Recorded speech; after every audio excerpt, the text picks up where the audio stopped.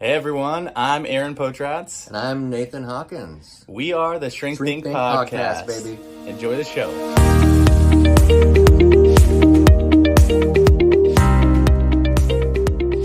Was that true? We are not missing. Spirit of love. Normally, it's so weird. It's like this is probably. I remember when we first started podcasting, I would feel nervous and I would like sweat out quite a bit. Now I'm just like whatever. But like this is like I'm going back there. You're going back to the sweat Back fest. to the like, man, I'm like nervous. It's time to get sweaty. I feel like I know we're going to talk about IFS and like do some IFS, and I know it's just there's nothing I have to do, right? It's just like be a willing participant, really. And but because of what we're talking about, like Which was your idea, right? It's a good part, right, is, to work on, but it's like that one is like there's some performance anxiety, if you will. It's like, oh, I hope I do a good job. And then another part's irony. Like, that's the wrong thing to be thinking about. Stop it. Yeah. But I just wanted to be helpful for our audience. Right. And I want to look good. Right. Who wants to look? Yeah, yeah. Don't look like an idiot. I'm sitting here thinking like, oh, this is going to be fun. Anybody that practices IFS is going to see me on video doing this, going like, I wonder why he chose that question to ask in this environment. Like, wow. And they will ask it exactly like that. Yeah. We'll get phone calls. Excuse me, sir. Hand raised in the background. You know, the Zoom does that when you push the thing. Luckily, we don't have that going on this video for the tube of you. But anyways. Alrighty. So we're both nervous. A little bit. So here's a good idea. When you're nervous, drink coffee. Yeah. That'll help. Never do that. I'm going to be drinking it right now. Actually, it's not coffee. It's bourbon. At 8:40 in the morning. Don't judge. Man, it's 5 o'clock in Germany. Yeah, that's right. Exactly. I don't know if it is or not, but... Wir haben drinks for Germany. All right, let's do this. Y'all ready? Mm-hmm. Okay. Hey everyone, welcome to the Shrink Think Podcast. We are excited, as always, to be here. We're just excited to be in one another's company. We're excited to have you here. It feels like it's been a little while since we recorded. Maybe it's been a couple weeks, at least for us. You know, we try to like record a bunch, and then like we've got things that we do. Maybe we're gone for a weekend or whatever, so we don't get a chance. And you were in Austin, and I think I was just here. So I wasn't doing anything. But no, we're excited because we have talked about IFS in some previous episodes. I think the first one was number 50, 51. We did a couple episodes on like different types of therapy, and internal family systems was one of those. And then more recently, I think it was episode 203, we did or 204, somewhere around there, we did an episode on like what is internal family systems. And I love that kind of metaphor that you used, which was the house with all the people in it. And so we were talking about what are we going to talk about today, and you said, why don't we do some IFS? And I love how you said it. You were like, this is a great idea for you, not for me, aka why don't you be my specimen and I will be your surgeon. You can trust me.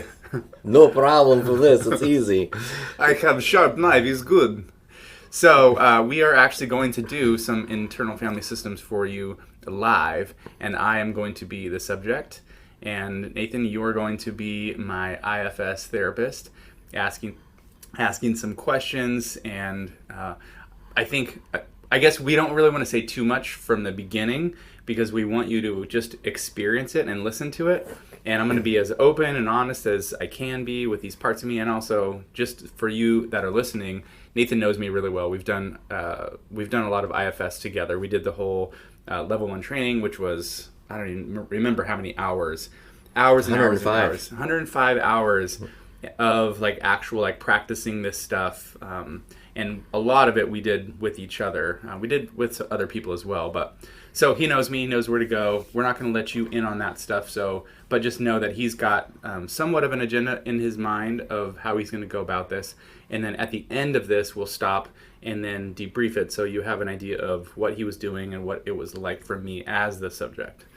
Yeah, so this would be called a demonstration, and one of the things that you can do, like in grad school, you would practice different things. You'd practice different modes of therapy, and the person, you'd say like, okay, hey, why don't you have some anxiety about something, and let's practice it out, and then I'll do my thing or whatever. That does not really work as well with IFS, because IFS is based so much in authenticity. You kind of can't fake it, because there won't be any depth behind it when you try to get in there. So anyways, that's one of the reasons why I was telling Aaron, I was like, I can't do this. But the other thing is, I don't want to do this. Right, let's just be honest. I actually fully He's afraid. I fully thought Aaron would be like, no, I don't want to do it either. And maybe we'd just move on to my next idea. but here we are. You underestimate the power you can't. Like, watch me. I know. That part he's like, I can do it. And the other part's like, you're dumb. Yeah, Why did you just say that? I didn't hear that second part until just now. And now I'm regretting not listening to him. Yeah. So we're not going to get probably all the way to the end of, I don't know how we would, because you know how we do our episodes minutes wise. So I'm going to, in my, on the timer that we have rolling all the time, pick kind of a hard break. So it will be a little dissatisfying for you most likely, because we won't get to the end.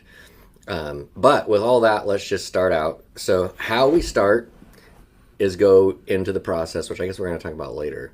So we really don't need to talk about it right now. I'm a little bit nervous my own self. Okay. Yeah, it's good to take a breath to just sort of center ground. Okay, so you have a part in mind that you already were looking toward. So when you think about the energy of that, where do you feel it in your body? Mm-hmm. It's like kind of like in my head, my face, like in front of me, because it's very much like a performer, if you will, or an achiever. It's like very much out front, and it's aware of you, what you're seeing. Like if there was, there's a camera on me right now, so it's certainly aware of how I'm being perceived. Okay, so do you have any? You've kind of made some thoughts about that. Do you feel the connection to you? If you kind of imagine the space, because it sounds like it's right out in front. Does it feel connected back to your body and it's out, or does it feel like it's a little bit out in front of you and it's not connected? Yeah, I would say a little bit of both. It's definitely out in front of me, a little bit like if sort of like motorcyclists wear a helmet and that thing sort of wraps around their eyes, right? It's not super close, but it's close enough. So it's like this sort of force field-ish sort of feeling in front of me. That's very close, but it's got some distance. I can breathe, but it does feel like it's connected to me in some way. Okay. How do you feel towards it?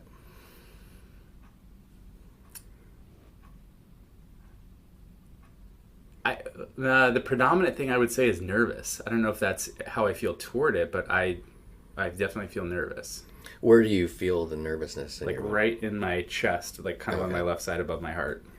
Okay. Are you still comfortable focusing on the part that you've talked about that's out in front of you, or do you need to talk to the nervousness? No, I'm fine. Okay.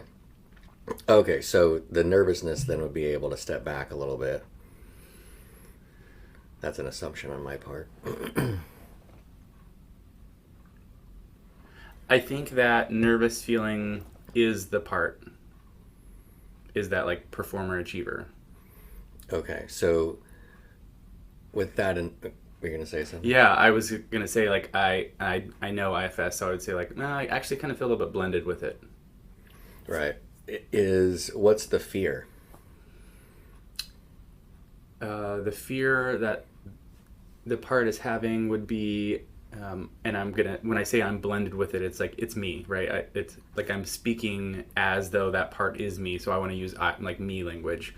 So I would say things like, I feel afraid of looking stupid. I feel afraid of not doing this well or doing this right. Mm-hmm. I feel nervous about what people are thinking, what people are going to see.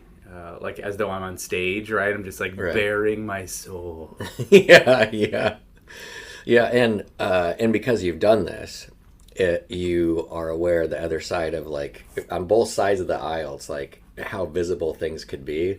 You know, like it's like, oh, I'm just saying this, but then on the outside it could be like I've been there, and it's like they're saying all these things at the same time, type of thing. So yeah, it's more, that makes sense.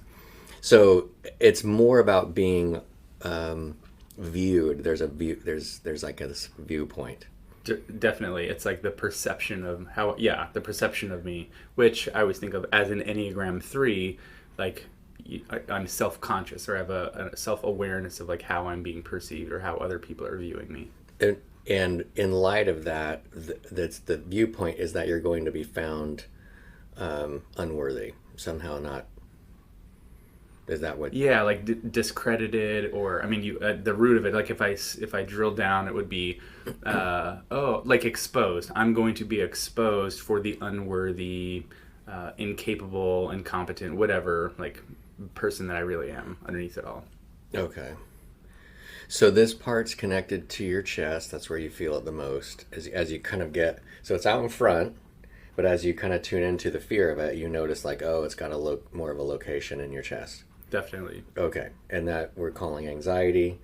And then on top of it, the fear is actually that anxiety is directly about being viewed and found unworthy. Correct. So, okay. So if you, well, let me ask this. How do you, as we've been talking about it now, how do you feel towards this part right now? I feel grateful for it, I think, in many ways.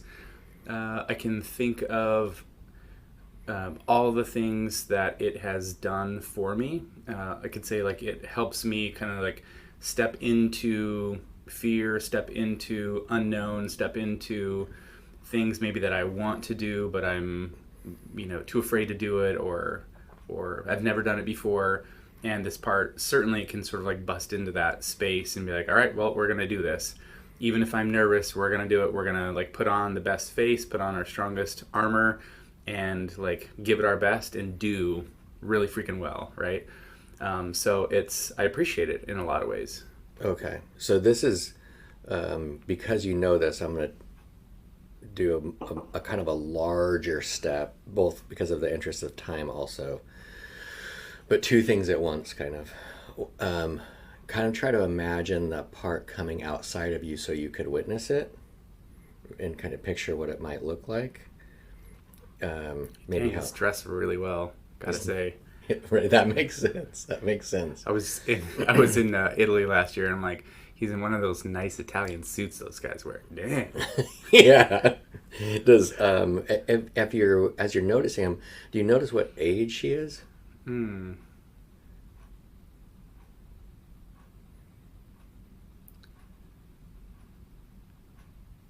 Yeah, I would say like something of a teenager, somewhere around there, like early teens, not like 18, 19, but like a little bit earlier. 14, 15 or something. Something like that, yeah. Okay. See if you can share with him that gratitude you were just talking about and see if he can receive it.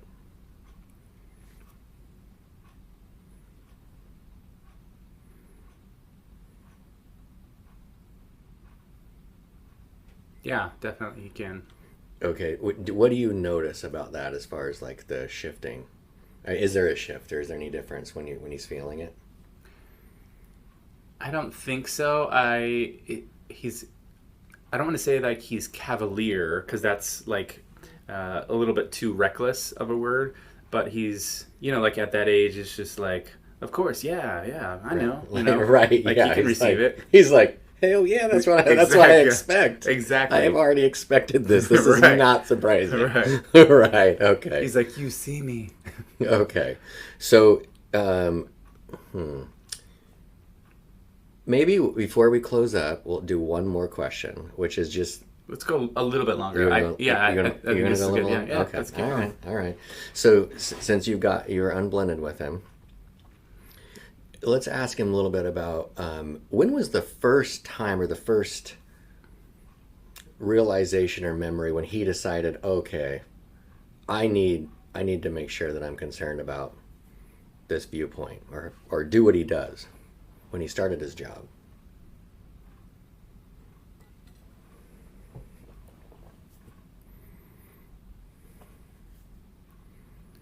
Yeah, I think it would have to be somewhere around that time, like middle school, high school, something like early high school kind of a thing. Uh, I remember being younger, being like in elementary school, and like definitely not caring as much. Funny little story. Like I was always very athletic. I would play lots of sports, and I just remember wearing like sweatpants to school all the time. And then I think it was freshman year in high school, I got my first pair of jeans. I was like, okay, I'll actually wear jeans, because before there was like, no, they're too restrictive, and I can't like play basketball in them or whatever. But I remember being sort of like anxious about that, and I go into school like dressed kind of well. Stylish or whatever, and like having some anxiety around that. So it's like somewhere around that time where I was like, okay, I want to be more presentable, and now I care about what other people think. Right. And well, it sounds like there was also a shift at the same time. Because on the one hand, you were shifting from doing your life like with athletic type of play. And then when you switched over with the clothes, there was almost an identity switch in a way. Like, Yeah, definitely. And there were people around. Like I see myself running around on the playground in elementary school with all my friends, and then the shift around this age or whatever is like dressing a little bit more stylish, right, to sort of fit in with all the people. And there are people around, I have friends around, that kind of thing. right. So you had an intention to do that. Do you remember what that intention was about at the time? Did it feel random, or did it feel... No, it definitely was like fitting in. I remember there was like a certain, people will say like there's a certain brand or a certain style or a certain whatever, and it's like if you get that, then it's like, oh, you're one of the cool ones, like you've got those shoes, or like you're wearing that brand. It was like one of those things. And so I remember getting that and thinking, okay, I'm going to try to like fit in here. And it felt like putting on a different identity, or like stepping into something that's like, oh, that's not me. But because I had not worn that before, right? I just had done sweatpants. And now I'm like trying to like be something else. And that feels like I sort of need to like walk the part. So this part's job is to make certain that you are presentable in a certain way. Correct. Like, and it knows what that's supposed to do. It's pulled it off. It sounds like it's pulled it off. Correct. Yeah. Fit in, to act natural, to like just be, calm, cool, collected, like as though like, yeah, this is who I am. This is what I always do. I always wear these clothes. Even though this is the first time I'm wearing them. Okay. How do you feel towards this part now? I feel like it's endearing. Mm-hmm. Yeah. And it's like it's interesting because it's this younger, teenager, but not an old teenager. In other words, a younger teenager. But he's like, this is what we're gonna do, and honestly, kind of, he pulls it off. Mm-hmm. He does pull it off. Doesn't sound like there's like this trauma that's there. No. But there's a lot of awareness to being two different like roles or styles or personalities, or not two different people, but yeah. Is there anything else this part would want you to know?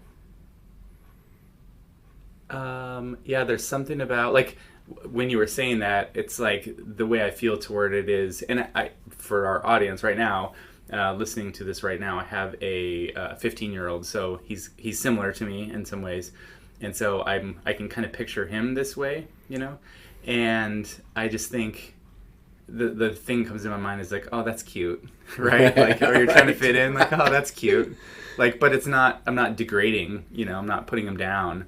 It's just like it's more endearing, which is interesting because I think typically I have a whole lot more insecurity about it. Like I feel more like, I'm aware of that image consciousness or whatever, aware of how I want to be perceived or accepted.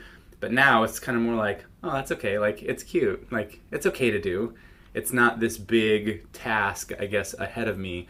That's like, oh, I'm giving a presentation, and I've got to wear the suit and the tie and pretend like I'm, smart or whatever. It's not as big as that. So what do I want this part to know? Or no, what does this part maybe want you to know that maybe you don't, if there's anything?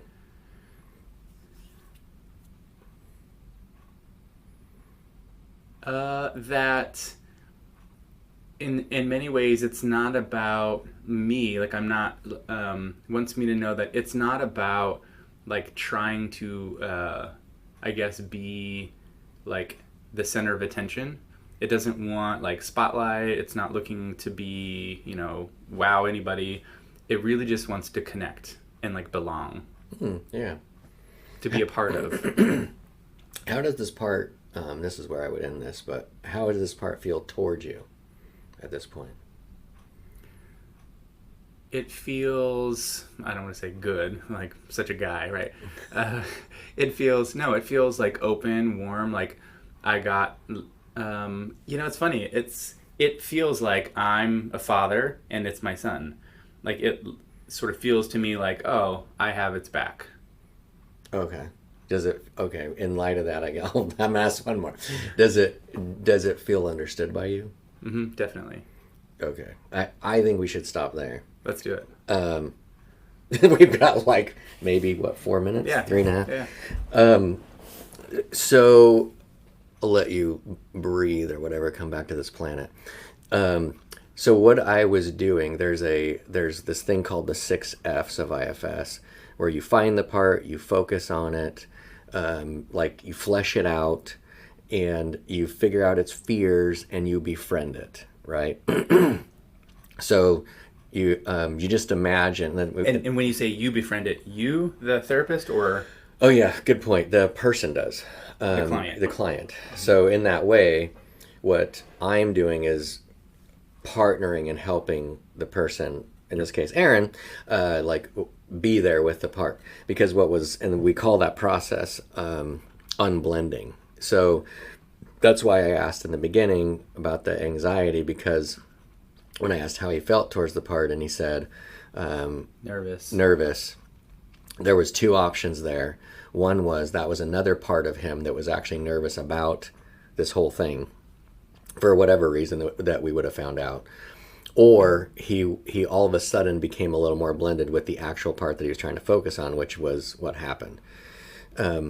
So my job as a therapist in the scenario, or a demonstrator, however you want to look at it, is to try to hold the space of what's happening so that he doesn't have to. This is also why we've talked before about you really can't do this very well on your own. Because you can't hold your own space, like right, while you're taking it up. Right. So, so I'll say one more thing, and then I'll get out of your way for whatever you might want to say. That's why I came back and reframed everything. So this is what's happening. This is what's happening. This is what's happening. This is what's happening. Because then it presents it back to Aaron to know, like, oh, that's okay. That's right. This is what's going on, and then we can move on to kind of a next step. We got through. There's the first part was this basically self to part, finding to do the 6 F's. And then the next stage that we got into was a place called witnessing, which we were just witnessing what this part's job is, which we could actually get probably more into that.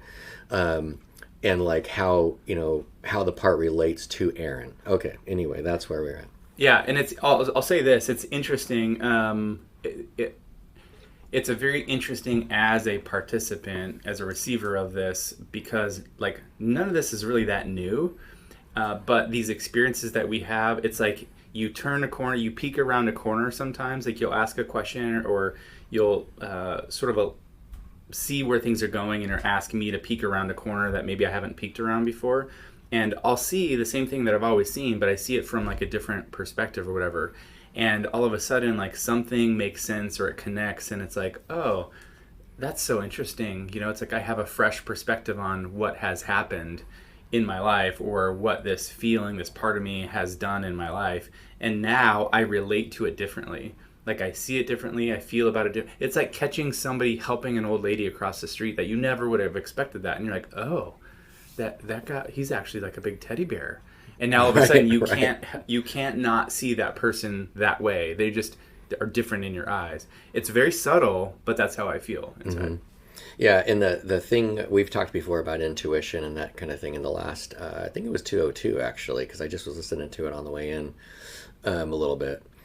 The whole piece of like how do you feel towards this part and that kind of thing is helping Aaron's going off of his immediate response and that kind of thing. So when we were asking about, I asked about how old it was, that kind of thing. Whatever memories came up at that point was that part's experience and in the beginning. So we just go with it. We go like, all right, this part's about that age.